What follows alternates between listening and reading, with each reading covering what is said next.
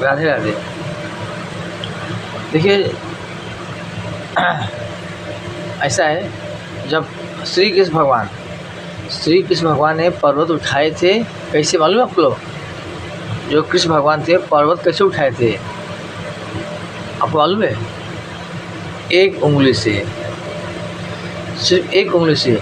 और हनुमान जी ने पर्वत उठाए थे ऐसे, आपने देखेंगे फोटो में ऐसे उठाए थे हनुमान जी ने। हाँ, तो अब ये बताइए आप लोग, पर्वत दोनों ने उठाए, भगवान ने भी उठाए और हनुमान जी ने भी उठाए पर्वत। तो दोनों के पर्वत उठाने में फ़र्क क्यों? कोई बता सकता है क्या हमें दोनों के पर्वत को उठाने में फ़र्क क्यों है? आप हमारे चैनल से हमेशा जुड़े रहिए। राधे राधे, राधे राधे बोलिए और सब्सक्राइब की चैनल को लाइक शेयर कीजिए। जितना करेंगे उतना आप लोग के लिए अच्छा है। मतलब ये पुण्य का काम है, शेयर करना मतलब पुण्य का काम हो गया। तो हम आपको बताने जा रहे हैं कि हनुमान जी ने पर्वत उठाए ऐसे और भगवान श्री कृष्ण ने एक उंगली से उठाए थे। देखिए पर्वत दोनों ने उठाए हैं, पर्वत दोनों ने ही उठाए हैं, लेकिन उठाने में फ़र्क है। क्या कभी आपने इस पर कभी गौर किया या विचार किया? नहीं किया। देखिए जब कोई लोग सत्संग से जुड़ते हैं या भागवत को पढ़ते हैं, रामचरितमानस को पढ़ते हैं, तो ये पढ़ते पढ़ते अध्ययन होता है। जब पढ़ेंगे तो ही अध्ययन होगा, नहीं पढ़ेंगे तो अध्ययन नहीं होगा। तो हमें पढ़ने के बाद हमें ज्ञान आता है किसी भी चीज़ का। तो ऐसा है, देखिए हनुमान जी ने पर्वत उठाए थे भगवान के लिए। हनुमान जी पर्वत उठाए थे श्री रामचंद्र के भाई लक्ष्मण के लिए, अर्थात वो भी भगवान है। तो उन्होंने उठाए पर्वत भगवान के लिए, मतलब हनुमान जी ने पर्वत उठाए भगवान के लिए, है कि नहीं? और भगवान ने पर्वत उठाए भक्तों के लिए। वो ये सिद्ध करना चाहते हैं कि मैं एक उंगली से पर्वत उठा सकता हूँ मेरे भक्तों की रक्षा के लिए, सिर्फ एक उंगली से। वो भी कौन सी उंगली? कानी उंगली, एक उंगली। इस उंगली से सिद्ध करते हैं कि हमने अपने भक्तों की रक्षा के लिए पर्वत को उठाए हैं।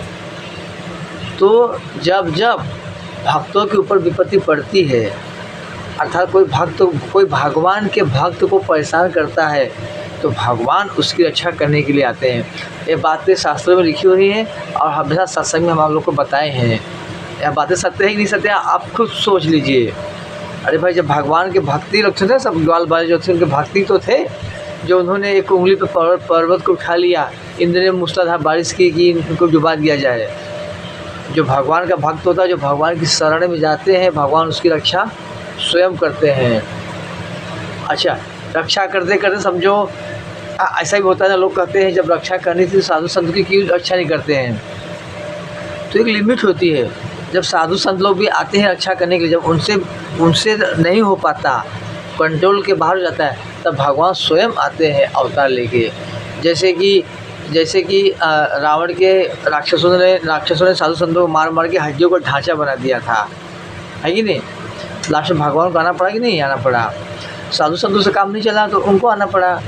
तो इसी पर इस कलयुग में भी ऐसे ही है। जब तक साधु संत लोग हैं, जितना लिमिट है, लिमिट में जब तक है सब पाप, ठीक है। जब लिमिट बाहर हो जाए तो भगवान को आना ही पड़ेगा। उससे भगवान तो आना ही आना है आजकल, तो भगवान अवतार लेंगे ही कलयुग में भी।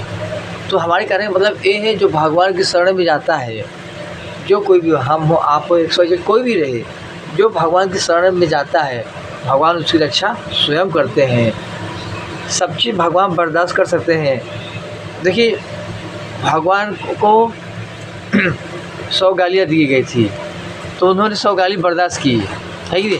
जब भगवान 100 गाली बर्दाश्त कर सकते तो आप हम क्यों नहीं कर सकते हैं?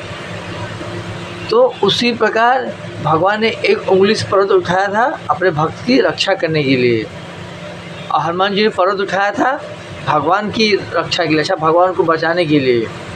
तो हनुमान और भगवान को यही फ़र्क है दोनों जन में पर्वत उठाने में। हनुमान जी पर्वत उठाए ऐसे उठाए थे भगवान के लिए, और भगवान ने पर्वत उठाए ऐसे उठाए इसलिए भक्तों की रक्षा करने के लिए। यही दोनों में फ़र्क है पर्वत उठाने में। तो भगवान का कहने का मतलब यह है कि यदि हमारे भक्त के ऊपर विपत्ति आ गई, मुसीबत आ गई, तो हम उसकी रक्षा करेंगे। जब तक जब तक